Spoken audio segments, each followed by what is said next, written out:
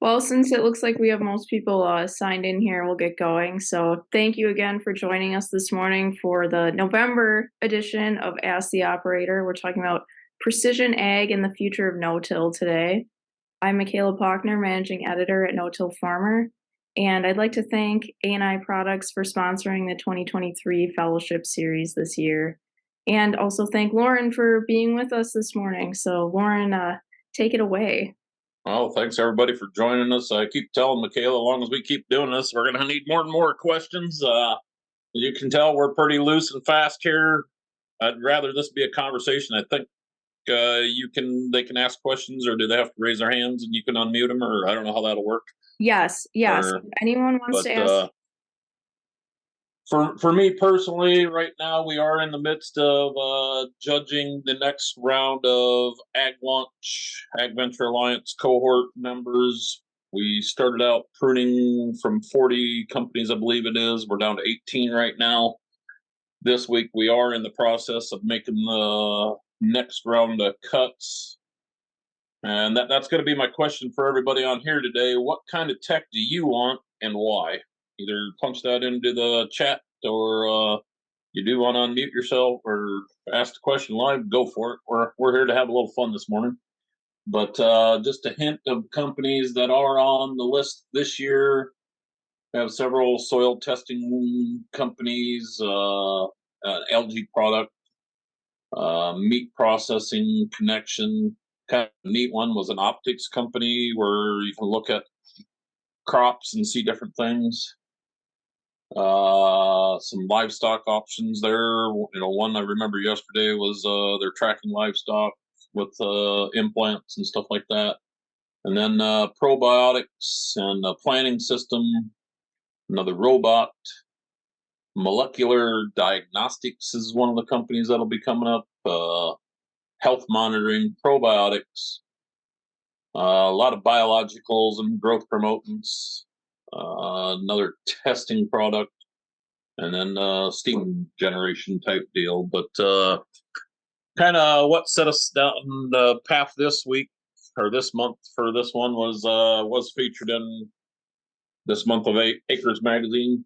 Wrote an 8-page article that talks about some of the things we're working on right now, and that's going to be a big part of what I talk about in January at the No-Till conference is groundbreaking ways to break less ground.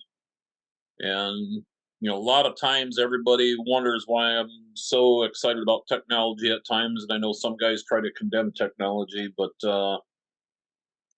I'd say I've been at this game long enough that I know there's tools and technology that'll help us do things we can't do today. And that's been one of our strong suits to get to where we're at today is learning how to grasp that technology and bring it down to the simple aspect. And then, where I'm having fun anymore is working with these companies and helping them refine their product into a full-blown, ready to go to market product. And with that said, though, the biggest thing and that's where I want to bring this right to the farmer level is a lot of times, a lot of us farmers let the proven technology be our hangup. And as we're introducing new products and technology, you've got to be very careful on how you bring that into the process or however you want to call that, because you'll spend a lot of time proving what doesn't work when, we're just try to add one little thing instead of refining the whole process at once. And I keep going back to one of the companies from, I think that was the cohort 2 years ago that last year they showed up at a guy's farm and they were not ready to go to the field. And they spent a lot of money trying to refine the proven technology to showcase their technology, and they showed up in the field again this year, and we spent 7 hours working on the old technology again. Their technology worked flawlessly, and helping avoid them pitfalls. You start thinking how when we're trying new products and what's our biggest hang up. So that's kind of where we want to go a little today. And if you want, I can talk a little about the 2023 cohort. One of them is a Bioverse Labs. I can talk about these companies by name because we're already working with them. But they have a sensor. It's kind of a twofold sensor. What we used here in Iowa was just sticky traps. And then you take your phone and take a picture of that, send it in, and it tells you what bugs you have in your field. The version, they have better funding in Tennessee, so they got the better version down there. And that one did it all automatically. And that just, it's when they can start tracking the beneficials and the predator and the prey and all that stuff. That's some of the cool technology that I'm looking forward to.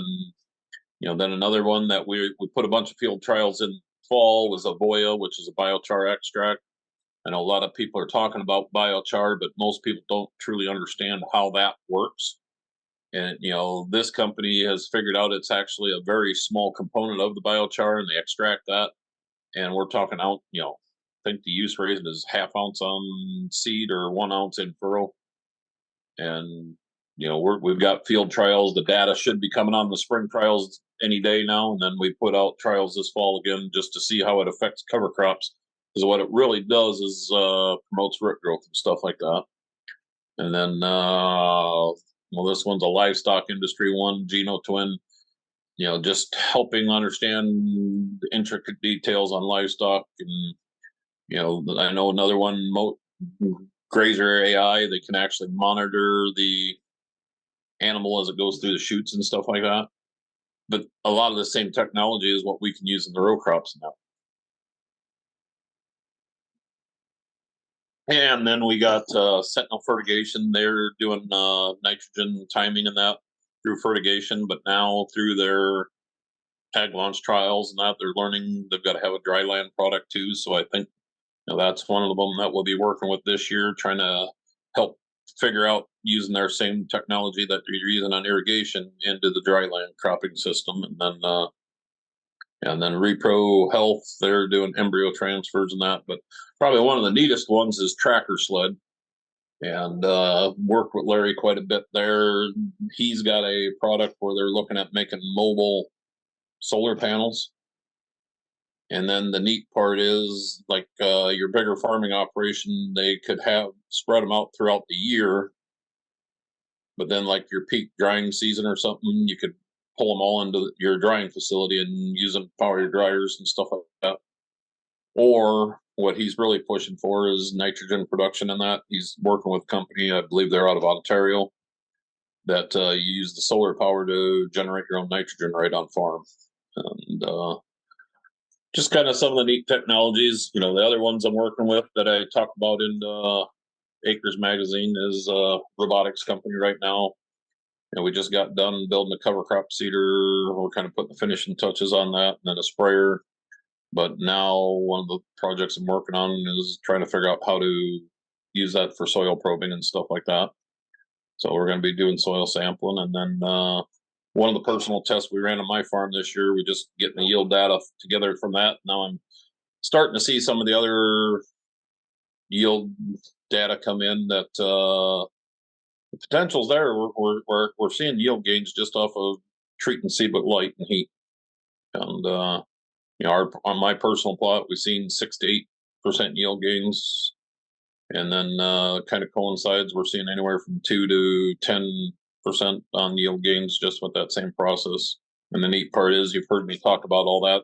Sun-tanning weeds to death. It's the same technology, just reconfigured in a different fashion. Or that product was supposed to be on my combine here a year or two ago. I think that'll finally be on there this year. And but then in that article, then I also talk about the laser weeding and stuff like that. And that's where you really got to start thinking how this stuff can get implemented and work. And everybody's all excited at the laser weeding because, hey, it does work. It's pretty cool to watch. But you start doing the math. How many hits? We plant cereal crops at 1 million plants per acre. Well, think if you have a dense canopy of weeds, you're well over 1 million probably. And how many times that laser has to hit that specific weed. Scaling that is going to be the challenge I foresee and stuff. And Oh, soil health sensors. I mean, everybody's heard me talk about them in the past. That's one of the ones that's got me excited this year a little bit. The same kind of technology we have in our field, they're figuring out how to use AI now to spread that across the whole field. Instead of having one sensor, you can basically calibrate it to give that kind of information on the whole farm. And that would be the other thing. I see a lot of them are talking AI and that. So AI is kind of a common thing if you can grasp a hold of it and figure out how to manage it into your system. And then we've all seen the weed identifying apps on our phones and that. As they refine them, and I'm even, well, like that one we were using this year. Now they're identifying bugs and all that stuff. And satellite drone imagery. We've been using that. For me personally, this year we brought back the drones and seeded all our cover crops except for the relay fields this year. So it was kind of nice going into harvest. It did work on the majority of the acres this year and took a lot of workload off of me on farm so I can focus on all this other fun stuff. And like I said, then I always like to focus on the cover crops and stuff like that. That's a big part of that whole big picture. So with that, how's your questions doing there, Michaela? Well, I'm going to put out another call for anyone to answer Lauren's original question of what kind of precision technology would you like to see refined or introduced on your operation. If you want to put that in the chat or raise your hand, then I can unmute you and you can tell Lauren about it. Or if you have experience trialing any kind of new products, that would be great to share as well. Kind of going back to some of the points that you talked about, Lauren, with the laser weeder specifically, is it having to hit the weed multiple times to kill it? Well, from what I know, it should just have to hit it once. But like I said, when you have 100,000 weeds is one thing, but when you jump that to a million, and it's as they build it, all that refinement will come. I don't like to sound negative on stuff like that, but that's why we're still going to need multiple modes of action and stuff like that. We hopefully people learn from past mistakes, with herbicides and stuff, but that same mindset needs to translate into your weed control aspect as you start going more mechanical or technological controls and stuff like that. And that's why the roller crimpers and that are cool, and that's one mode of action. But then the romo, and that was another mode. But then your cost analysis and stuff like that always has to come into factor. And in the end, it's got to justify itself before we can start implementing it at field scale. Hmm. I know in the acres article that you just outlined, a lot of your points were about weed control. So what do you see as like the percentage of the future of weed control that's herbicide, mechanical, um, cover crops? Like how do you envision that system kind of playing out in terms of how much you're going to rely on each one? Well, I would say a lot of it's going to depend on future legislation and the water quality standards, all that. People need to realize this stuff is coming at us. And as our herbicides become less effective, that's why we're going to need all this other ideals and technology. The one thing I didn't touch upon in the article is, I would like to see a lot of emphasis focused on what is actually triggering the weeds to grow in the first place. And then on a totally different aspect, how do we, on the cover crop, and that's kind of how our farming system is evolving. I love cover crops, but if I can figure out how to make them cash crops and start growing 2 to 3 different crops together, you don't have near the weed issues at that point because that weed's there to fill a void, and if there's a cash crop there to do that, that's where I'm going. And for me personally, what kind of percentage do I see that being? I'd like to say in future, half of our acres would be relay crop or in series, however you want to call it. I mean, we'd be growing multiple crops together somehow, some way. But the hardest part with all that is still building the markets at the same time. So And that's where me personally have had to slow down on some of that, back off, and the tweet I put out this week, it popped up on my timeline there. I think it was a no-till farmer article from what, 15 or 16, and you look where we were at then versus what we're doing today, and how things keep evolving. And but that, for me, that's the exciting part, watching. And that's the fun part, is seeing how the next generation of farmers is going to take some of the early ideals we had, make it better. And the internet and all that's driving this stuff, making it easier to connect the dots, and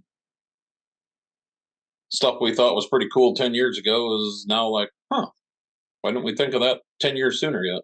Yeah. Kind of going off the evolution of your operation, Joel asks, are you going to continue to plant relay beans into cool season grains by drilling beans at an angle to the grains? We've never drilled at an angle. All ours has always been indexed to the rows, and that probably just comes from where our mindset came as we started figuring that out.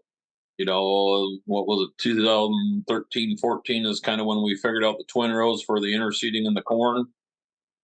And then all of a sudden, John Coots, I seen what he was doing. It's like, well, shoot, we have the same equipment. And to me, we're going for seed quality on both crops at that point. So driving over a cash crop is gonna affect the seed quality and stuff like that. So everything we do is going to be to avoid driving on that cash crop. That's where the paired rows and the index rows, or however you want to call them. Our relay crop is the twin row with the 30-inch bean in there, or something like that. But then we've also, we started out twin row beans and twin row rye. So it just, as you learn through the years, that's what I try to tell people. A lot of times, focus on the principles. Mitchell Horrid does it great with 7.5-inch rye and 7.5-inch beans, but he's 120 miles south of me too. So latitude, all that affect that. Their rye comes out of dormancy a lot earlier and is in that vegetative state longer, I would assume, is probably why that works. So like I said, it's one of those things you don't want to discourage people, but I'll tell you what our mistakes were and why we evolved the way we did, and take it for what it's worth. Like I said, this year was pretty good proof that our system's working. Our rye, the relay rye ended up at 35, I believe it was 32 on the monocrop rye right next to it. And then the beans, I haven't added the numbers up, but I know we're in the mid 30s on that. So, and for 1 inch of moisture from when we harvested the rye to produce that good of beans shocked me, I guess. And but I think a lot of that is just that whole system is working, and that the field that we did save for relay this year is the field that I've referred to for quite a few years here now as ground zero. And I'm hoping when we get the soil quality test and all that done here this fall yet, but just the difference in that soil in 3 years. Everybody says this takes a long time to change, and I hope we have some hard numbers to prove that in 3 years you can make a heck of a difference on that soil. Because what my soil shows me in a shovel this year is pretty phenomenal. Just the field, well, the soil sensors and all that are right across the road from each other, and they were both supposed to be relay fields this year, but then with the weather pattern we were in and the rye on the original field there that we're comparing to just looked like crap. And we looked at the forecast and all that, and it's like, yeah, that rye is not going to be worth saving, so we terminated that. And just the difference in that soil versus right across the road, I'd almost say this year the test on the ground zero is going to pass what we sacrificed on the home field there, because a lot of people don't understand that part with soybeans. They are hard on the soil, the carbon and nitrogen ratio and all that. You're pumping that extra nitrogen in there with the legume, your soil can collapse. And I'm seeing that just on the relay field, even though we delayed, terminated, and all that. And I said, I think next week or so, they're supposed to come out and pull samples and all that. Hopefully, we'll get them numbers here timely so I can talk about them soon. But Hmm.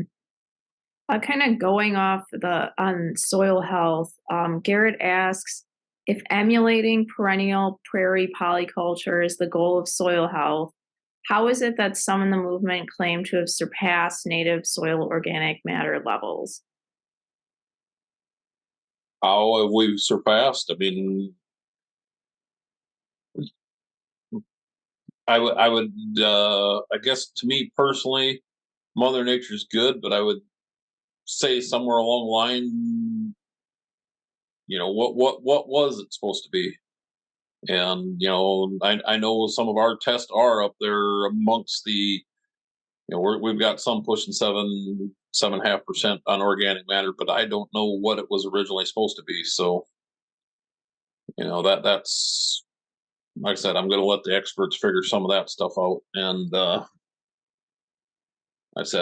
know, that's some of the conversation I was in yesterday, about carbon sequestration and stuff like that.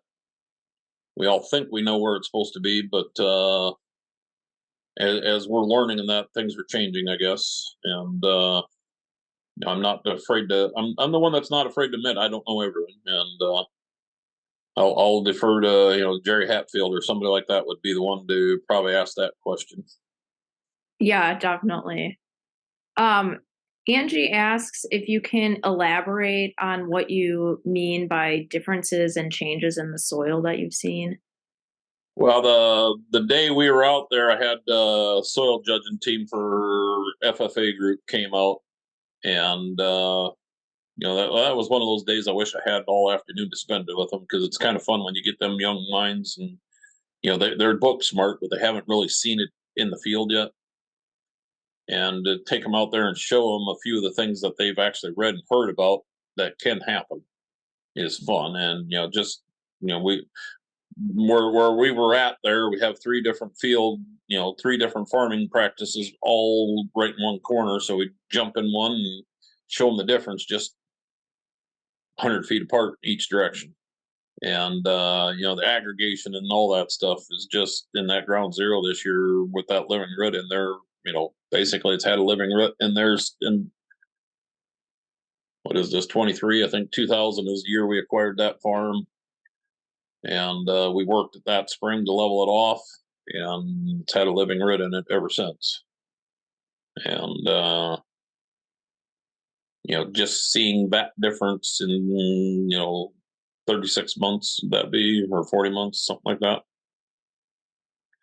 And then go right into the neighbors. He's using cover crops and that, but he's getting a little brave on the termination. But even there, he still pulls the no-till ripper and stuff like that. You just them little things, and then yesterday I posted that picture of the earthworm castings over an inch deep in one of our other fields, and them little things are what helps all that big picture. Like field I was in yesterday, if it wasn't froze yesterday morning, I would love to see what the infiltration on that field. And that comes back to why we're doing the soil sensing and all that stuff. The first year data off of that farm proved that if everybody used the farming practices like we had been using, we could mitigate flooding 50%. I would say we've balanced that out on ground zero already just in 3 years. I'm waiting before I say that too loud to see the actual numbers back it up. So, Ross, if you're listening this morning, we need to get that numbers. No pressure. Yeah, right. But I've done this long enough. Everybody talks soil testing numbers and that. Give me a shovel and we'll go out there. I think it was Garth Malulke said it the best one time. He's like, I can't tell you what soil health is, but I can show it to you. And that goes back to this fall there when the Ukrainians showed up that one day. I hadn't had time to be out in my own fields, but when you got confidence in what you got going on out there, you just pick a spot, let's go look and drop a shovel in. And I have to say that day I was actually impressed myself, because even in the middle of a drought and all that stuff, the roots and all that were just phenomenal. And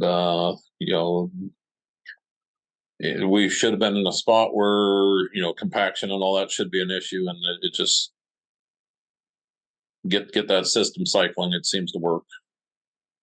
Hmm. And that would be the field that we hit. What was it, 0.36 on nitrogen use efficiency? So 0.36 pounds of N per bushel of corn. Oh, so kind of thinking about, I know you mentioned you have a lot of soil health and soil testing companies on your radar with AgLaunch. So how is that going to complement what you do with going out in the shovel or in the field with a shovel? What is it telling you that you can't get from looking and digging yourself? Well, it just with the AI technology now, if you can calibrate it to the sensors we already have in the field, you know the worst part about a stationary sensor is it is that one spot. So our mind says it's the whole farm, but we know it's not. This would be like having a if this AI technology and that works the way I understand it, basically it would be like having a sensor every square foot of that field. And that's probably a little. I think they're talking 100 by 100 meter right now. So they're hoping within a couple of years get down to 10 by 10 meters.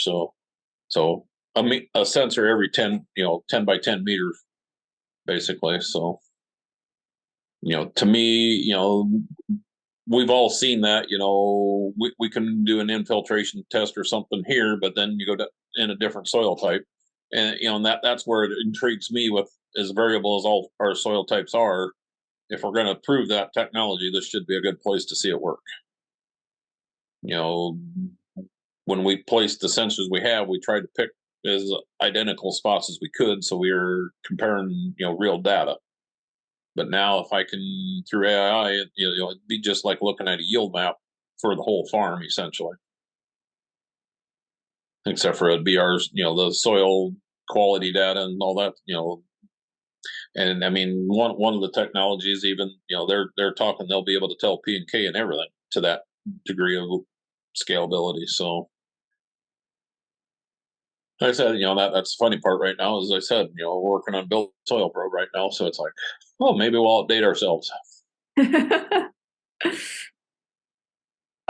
Speaking of outdating, I know you mentioned earlier that when you were testing some of the ag tech, the problem was not with the new technology; it was with the old technology. So, Yeah. what's the biggest issue that you see?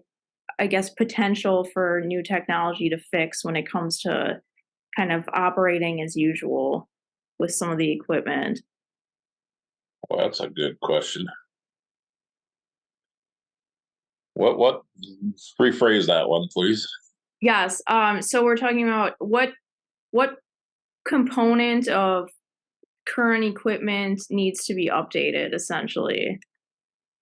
Well, I think our opener blades and all that stuff on planters, and that's one of the companies we've been working with the last 2 years is how to plant seed different, not and but there again, I give Jason credit on that one because he's not afraid to get a product out there and get some acres on it to try it. And that would be the other thing I see with a lot of these companies is they want it perfect before they go to the field. Well, you'll never, when you're dealing with Mother Nature, you're never going to have everything perfect for every field. And to try to get as many variables thrown at a piece of equipment during testing is probably the biggest reason for success or failure of certain products. That's why you see Deere and Case IH running these test rigs all over the world to test them. They've got the access to do that. And, that's part of the beauty of what we're building with AgLaunch is building that test network nationwide to help these companies and get them in them precarious positions where you might fail. And pushing something to the brink of failure is when you start learning what works and what didn't work. definitely. Um, so in terms of when the companies are coming to you and they're wanting this to everything to be perfect, where I guess what's your recommendation about if any companies on here are listening, where like kind of what are the steps they should be taking in terms of testing the product instead of just I got to get it perfect before I ever get in the field. Well, yeah, I mean, that's the practice you just got to move beyond. I mean, get that good ideal in the field, and let's test it and see what is going to break, and then figure out what you need to improve from there. And a lot of times the improvements that are made in the field are the ones that end up being a long-term success. And specific example wise, I can't name any right off, but just some of the testing we're going through right now. But Kansas this summer, we ran into some hard dirt down there that it was like concrete, and so now we re-engineered, and well, now it rains, so now we can't even test that theory. So learning to adapt to the situation at hand, but having the versatility built in, especially when you're talking soil engaging. That's why. How many different types of row cleaners is there? I mean, think about that. Each one works in its own unique situation, but the key to you as a farmer is figure out what works in your particular spot, and that's when you move beyond the sales pitches. And that's why I've always liked working with companies that all say, "Here, try it," and or run a demo on your farm, and let's see what works. You know, and the ones I probably respect even more is say, "Hey, I don't think we can fit there, but oh, by the way, here's a product that we know will work for you." So like I said, it's just some of the fun stuff a guy's seen and learned.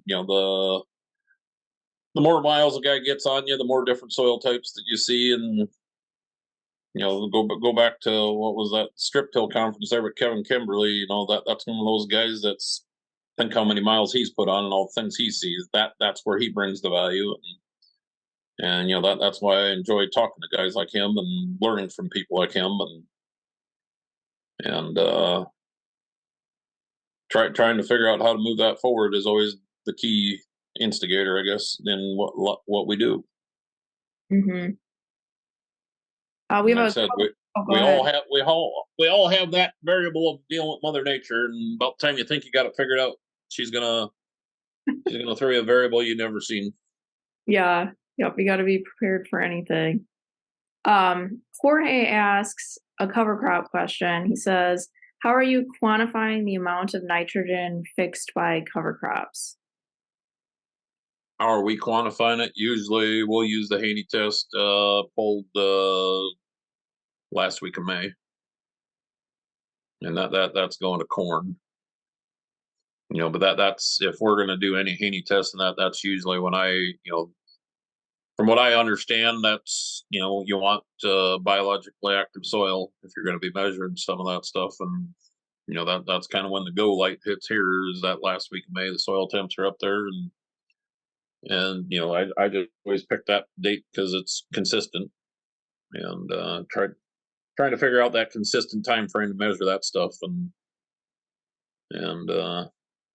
I said, last couple of years I've kind of weaned off corn, but now I'm coming back into corn, I guess, just because we've got a market building for it, and Mhm. so I'll be paying attention more to some of that stuff, I guess, and that's some of the knowledge sharing, and that some of these groups we have coming together now. One of the fun ones I was in a group of young farmers here just a couple weeks ago. The dairy foundation there, they've been doing a big biomass forage cover crop instead of alfalfa. Well, now starting to figure out what else we can add to corn silage and that through like the interseeding and stuff like that. So tip of the iceberg on some of that stuff, I would say. And the neat part is like that dairy that I'm involved with, they have some pretty good data collection capabilities and stuff like that. So It's exciting. kind of talking about corn and kind of I think how AgTech plays a role in the future of that. I know we talked to Mitchell Hora a couple months ago about low carbon or carbon negative corn. What role do you see being able to track and measure that playing in the future of farming? Well, I mean, we're working with Mitchell pretty hard on some bunch of that stuff, and then with this topsoil tool and all that, trying to track our carbon intensity score and that. Because I mean, right now that's the real deal. That's the game in town. And I mean, we don't know exactly what it's going to pay. We're probably in that same stage we were when everybody first started talking carbon payments and all that. But biggest difference I see in this whole game is there's actual legislation behind this one. The I don't want to call some of them pie in the sky, but that's basically what a lot of us have been learned over the years. Is we were promised pie in the sky, and it never came about. And we're this if we do certain things, and these companies are going to have the tax incentives to downplay the money. They're going to play the money through in that. So for us personally, we've done the topsoil deal. I'm still trying to figure out how Mitchell's carbon intensity score is better than mine, but it's a moving number, moving target too, and some of that has to do where if I understand that reason is Mitchell's in southern Iowa, I'm in northern Iowa, we're not going to have near the carbon intensity demand, or however you want to look at that. I don't know the terminology and all that, but especially, well, like I said earlier, if we're down to 0.35 on nitrogen use efficiency, that should help our carbon intensity score drastically. Hmm. And I haven't had time to check with Mitchell, see what our number would be this year and that, but I have been in conversation with a lot of the farmers that we have involved in the farmer trial network. As we're talking to them, there's an awful lot of covers going out this year with the intention of verifying that for their CI score. So I know it's starting to take effect in that, and that's industry wide. That's not just a West Union, Iowa view. That's across 4 or 5 states that I'm talking to farmers. And like I said, the decisions are being made towards that now. So, and some of them guys are involved pretty heavily in ethanol plants and boards and stuff like that. So, I'll take their word over a lot of people's, I guess. If them guys are seeing it and doing it, that tells me it's probably the real deal starting to happen and come forth. Yeah, definitely, especially when they're closely involved with the actual ethanol plant that would then kind of relay that credit down to the farmers. Yep. Yeah, and that's. I mean, like I said, if you want to understand how that works, you'll have to get Mitchell back on here sometime and get or he's got plenty of podcasts or videos out there. But like I said, I think it's going to equate to 40, 50 cents a bushel is kind of that ballpark I've been hearing. If you can get your CI score down to that 0 or negative number. And I think we're pretty close to that. But he's told me where I'm at, but that was based on some of last year's numbers, and that was just a ballpark. So as we get closer, we'll start. Did I just see yesterday? He's actually got a certificate now.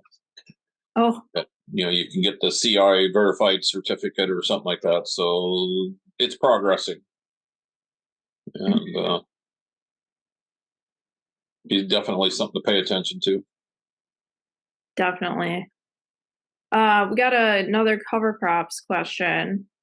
Garrett asks, can a cover always bring back soil microbes, or are some microbes lost in soil and require inoculation? Depends on who you're listening to, I guess. That's like I said. I'm of the mindset if we build it, they'll come. And for me personally, anytime we've added a biological or something like that, we've lost yield. So that tells me, our system's kicking. In the same regards, I don't want other people making decisions. It's just like equipment or anything. Not everybody's system's up to where ours is. So, do you need some of the products? Are there crutches out there? Probably. But that's the fun part now. I've got front row seats to all these biologicals getting tested. You know, the, we'll see what happens, and if I start using on my farm, we'll know. But they work in certain areas and certain farms right now. I'll say that, Mhm. and you know, and it's like I've talked a lot of things in the past. Some days we need crutches, and for me, getting to true no-till, strip-till was kind of a crutch there for a while, and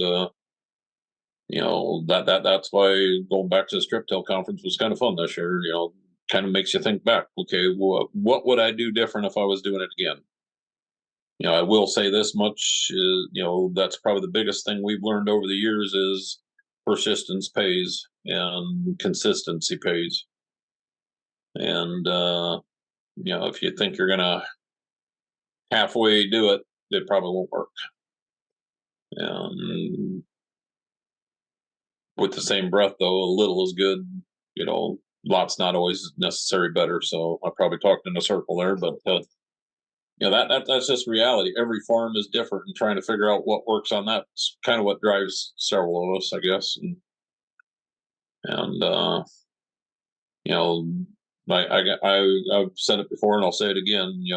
The ultimate replicated data is your checkbook, and that's to me, paying the bills is the key. So that's one of the things that's been on my mind a lot lately. Everybody talks return on investment, which is critical, but if you're not spending near what the other guy is, you don't need near the return the other guy does. And the one thing I don't hear many people talk about when they're talking about the return on investment is the return on time. And and that's some of the messages I get lately. We should be coming off some of the best times in our career as farmers. There's an awful lot of negative people and thoughts going on right now, so be thinking about some of that stuff. I guess is I don't like being the canary in the mine type, but I just we've went there in the past a little to try to help people, and I'm not afraid to go back there. And if you're not making cash flow right now, probably better be looking at your operation on the bigger picture. And like I said, our farming, I focus so little on the farm right now, it's almost scary. But and everybody's like, "Oh gosh, if your farm's making money, why are you off doing these other things?" Well, my body's telling me to change. So, and the fun part for me right now is we can afford to help a few other younger guys try a few things. So that's kind of been what I've focused on, helping them learn. And seeing them younger minds get the aha moment is kind of what's pushing me right now on the farm. So Mhm. that's a few of the things we got in the pipeline for next year already. This is the first year we had the window to bring wheat and stuff like that back in the game, because we had the window to get it in early enough. And but am I going to do it? Well, it's on my fields, but I found a young guy that wants to drill it, and I told him if he wants to own water and stuff like that, hey, we'll make it happen. And and that goes back to one of our first webinars here. That's what me and Dave were working on a little bit, helping some of these young bucks get a foothold, and then on the flip side, get consistency and maintain the genetics too. And it was like the wheat that we had this fall here, we got in the ground. That goes back to some of the genetics. It's kind of neat when you got three different varieties of wheat side by side, and it's going to be some to see next spring as them come out of dormancy and stuff like that. Because Rouge de Bordeaux is pretty good, but Turkey Red really came on hard this fall. And then I got to remember the name of the third one we got, but that one is actually slow, and I think that's more of a commercial variety. So I'll have to ask Jay a little more about that one. So I think kind of going back to ROI and cash flow, and also strip till, because something that we're seeing, No Till Farmer also has a Strip Till Farmer magazine and the Strip Till conference that Loran mentioned, and we're seeing some no-tillers be like, I've hit this yield plateau, maybe it's time for me to try strip till because our data shows that it consistently yields higher than no-till. So when you hear that, what do you think about some of the considerations when that train of thought is coming? Well, I'll agree to some extent, but then I'll also argue it because yield is one thing, but overall, are you talking bushels or dollars? And I heard the other day Minnesota strip till, I believe, is going to be the predominant tillage practice next within a year or two, which is a great stride. I mean, it's definitely better than the mindset they always had. So it's definitely a step forward, and it's fun seeing some of that. Last time we strip tilled, I think it was either 15 or 16. I can't remember exactly when, but you had to understand the reasoning. At that point, we were replacing nutrients, and we still thought we had some compaction issues and stuff like that. Well, we eliminated all that. Why am I? Can I justify pulling that shank through the field? Pulling off 250, 260 bushel of corn, true no-till with cover crops. That'd be the other thing. When you talk nutrient stratification and that, are they using cover crops? Are you cycling nutrients and trying to learn and understand that whole system? But then you also factor in it's not for everybody. And I said, when I go out in my field yesterday and I see an inch deep of earthworm castings, where'd that all come from? I'd say we got pretty good nutrient cycling in that field. Because that worm didn't just stay in that top inch to create all that. So I suppose if I was good in ornery, I should go out there and pull 1 inch soil samples and all that. But I'm kind of the ornery, sarcastic guy too, and say, what am I trying to prove at that point? It's working in our system, so I'm just going to roll with it. And do we have faults in our system? Yes, definitely. And the 10 inches of moisture this year reminded us of K deficiency showed up on a few areas, and that, and trying to learn and understand why that, because our soil test is showing we got sufficient K, but why is it not getting on the plant? But then on the flip side, why do I got beans that won't die this year? I don't know. We'll need a class on that in January. How's that? Yeah, maybe that'll be the classroom. Yeah. 20 degrees the other night should have killed my beans, or 18 I seen on the tractor. So Well, I guess you're doing something right that they're so healthy they won't die. I don't know, but we'll see what the yield is. I went in them areas yesterday to check beans, and there's a lot of pods there, but we'll see. I mean, little disheartening when you look at the pods. So like I said, the system's working, but there's always room for improvement. I don't care who we are. Well, we're getting close to our time here, so I want to put out another call for questions. So make sure to get those in. You can also raise your hand if you want to directly ask the question yourself, and I'll unmute you. But going back to precision ag, Loran, how if a farmer out there watching wants to get involved with trialing and being on the front lines of some of this newest ag technology, how do they go about doing that? Well, you can do a lot of it on your own. I mean, I don't want to sound like a sales pitcher, but get involved with AgVenture Alliance, or get a hold of me, and I'll help you get involved with them. I mean, and AgVenture Alliance is a co-op of farmers that does ag investment, is kind of what they've evolved to and stuff like that. And it's just been neat to. I think it was 5 years ago when they contacted me. I thought I was agreeing to speak in Indianapolis that time, and here every year the process we're going through right now is like Shark Tank for farm technology and stuff like that. And I would say getting involved in that has really helped me learn and understand what's to come, or what's on the forefront and stuff like that. And like I said, it's we it takes a lot of time and effort going through this. There's well, starts out the LLC votes on it, and that's the neat part with that whole deal is if you get involved, yeah, we're invested in a lot of the companies we're working with right now, so that's why I try to be a little careful mentioning some of the names until they're actually involved in that. And but for me, as it gives the farmer opportunity to have front row seats and then make good on that. So if you're helping these companies and if they make good or they get bought out or something, then you're invested in them and you might eventually get proceeds. But that's hopefully that'll start happening someday, I guess. Yeah. And for me personally, right now, I think what am I invested in right now? 24 companies. But that one happened if I didn't take a chance and step out.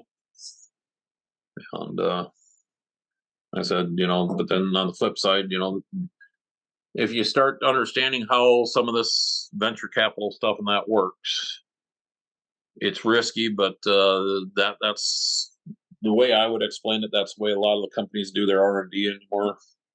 These companies are invested in these startups and that, and that's where Ag Launch and AgVenture Alliance come in. They have the incubators and stuff like that that help these companies get to where they need to be. And as that system's getting built out now, it's just kind of neat to see the whole system growing. And I know they're starting in Oklahoma, and they've got one out in Oregon now, and there's the Southeast. And it's just been kind of neat to see the whole thing grow. For sure. Yeah.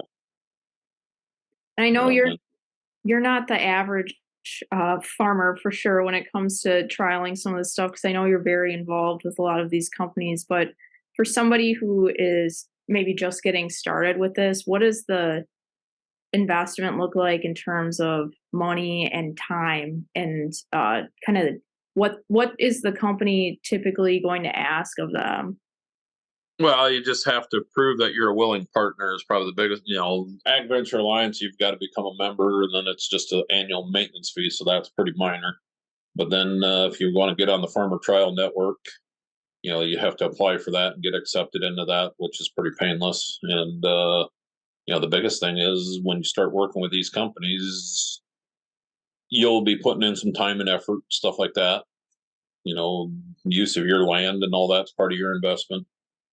But for me personally, having front row seats to some of this has been worth it. And it's not a fit for everybody though, too. I mean, you've got to be patient, and you've got to realize some of this won't work.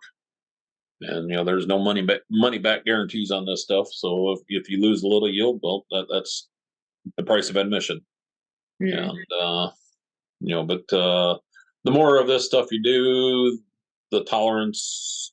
I won't say everybody's going to get the same tolerance level I have, but we're some of that comes back from all the years we worked with Bob Record, and when you hear Bob talk about your major companies and that have the R&D budget and that sets them apart. And then that's since I forget what year it was I met Bob. I think it was about 2008, 2009, somewhere in there. I'm guessing on that timeline. But he was talking at a conference up in Minnesota, and it almost reminds me of the exact setup we're in today.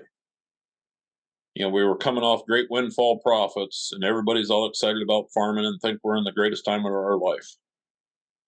And he looked out at the crowd and he's like, half of you won't be here in 5 years. That's an attention getter.